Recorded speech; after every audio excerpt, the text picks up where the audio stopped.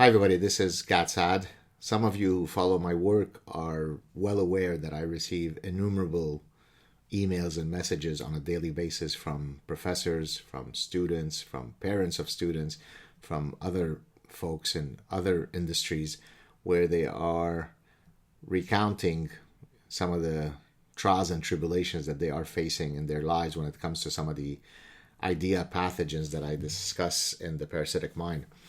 And as you also probably know, in some cases, I will read out some of those emails because they really serve as powerful first person testimonies of the lunacy.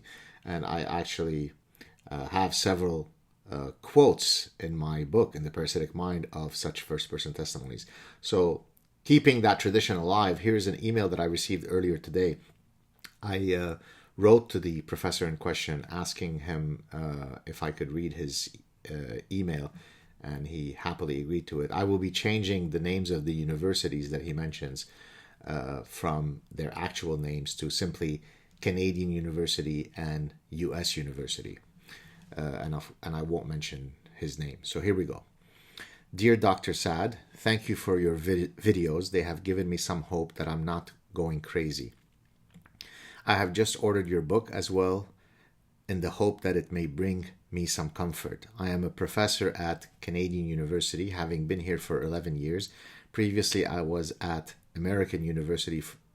Here, I don't mean American University, the university. I mean at an American university for 13 years, where I witnessed the forceful integration of DIE. DIE is the acronym that I use in my book, Diversity, Inclusion, and Equity.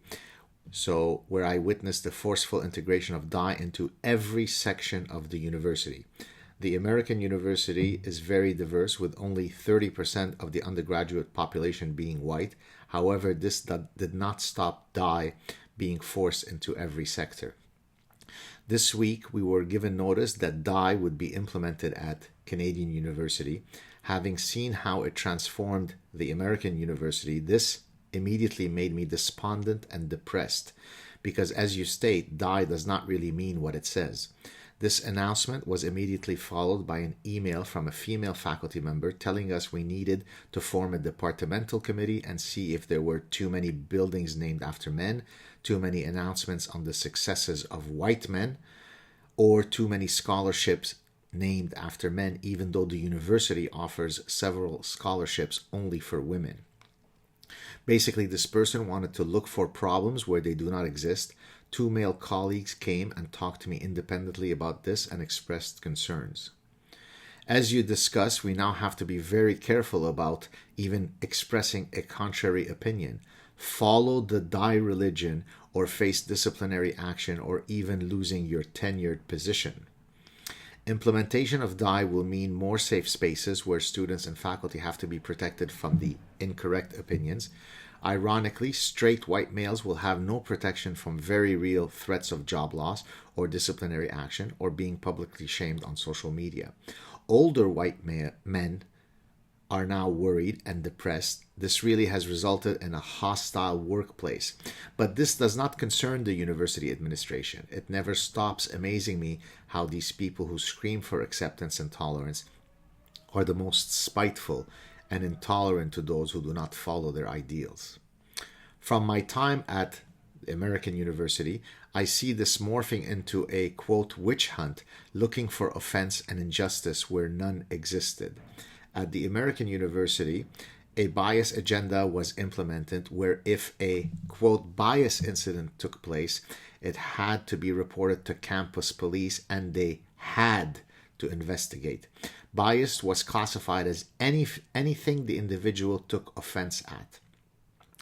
After serving on a number of tenure and promotion committees at the American University in question, we were informed by the provost that two Hispanic assistant professors who had much poorer records than a white colleague were, quote, untouchable, and that the university would do whatever necessary to retain these people. I now hear from my American University in question colleagues that students, graduate students, and even faculty use the gender or race card every time they do not achieve their personal goals. At this stage, I do not even think they are using these as a tool to get what they want. They have simply been informed via die propaganda that if you do not reach a goal, it is not your fault. You have been victimized throughout history. Your lack of success is due to some systemic bias beyond your control. My question is, what should I do? I am becoming very despondent and depressed, and it is affecting my personal life and interactions with my wife. I'm feeling constantly guilty that I have said or done terrible politically incorrect things. I'm always looking over my shoulder and second-guessing myself. I thought about making an appointment to talk to a psychologist, but wondered if they too might be a die proponent and not helpful, or even think about reporting me for my white privilege and systemic bias. Thank you for reading this, and if you do not have time to reply, I understand, but thank you for your comforting words of wisdom in your videos. Best. Name withheld. I did reply to him right away. So what do we want to take away from this? That story that I just read you, I've already read it innumerable times. So to the people who say, oh, but isn't this just a small problem? Aren't we just redressing past injustices? You don't redress past injustices by creating new injustices. This person is a real human being. He happens to suffer from the dreadful disease of being a white male. And it turns out, I think, well, he mentioned his wife, so a heterosexual white male, unless his wife self-identifies as a man, in which case he's in a gay relationship. But should he feel despondent and depressed? Should he be seeking the help of a psychologist because he could no longer engage in sense-making? His folk psychology is failing him. Up is down, left is right. So the idea pathogens that I discuss in the Parasitic Mind are basically snuffing the life out of him. And this is exactly what's happening with countless other people who write to me. As I said, students, parents of students, professors, employees at companies, military personnel, corrections officers, police officers, and the list goes on and on and on. So how many of those emails do I need to receive before people say, well, maybe it's time to stand up.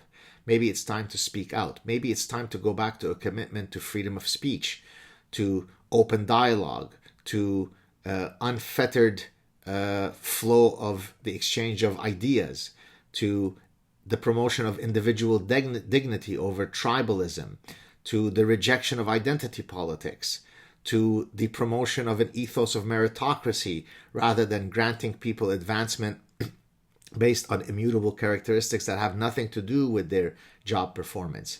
This should be as simple as apple pie, and yet it has become dangerous and irreverent to the orthodoxy to say the things that I just said. But guess what? The Parasitic Mind, if you forgive the tooting my own horn, is the global international best-selling success that it is because it is resonating with the silent majority, because most people don't appreciate the insanity that we are facing. But again, it is only going to stop when every single individual activates his or her inner honey badger. Otherwise, I'm going to be receiving similar emails to this one for a very, very long time. So it's either we all rise in unison and say, enough of this stuff, let's protect all of the values that have made the West the great society that it has engendered, or it will be a very, very long train ride to hell and to the abyss of infinite lunacy. It's your choice. Take care, everybody.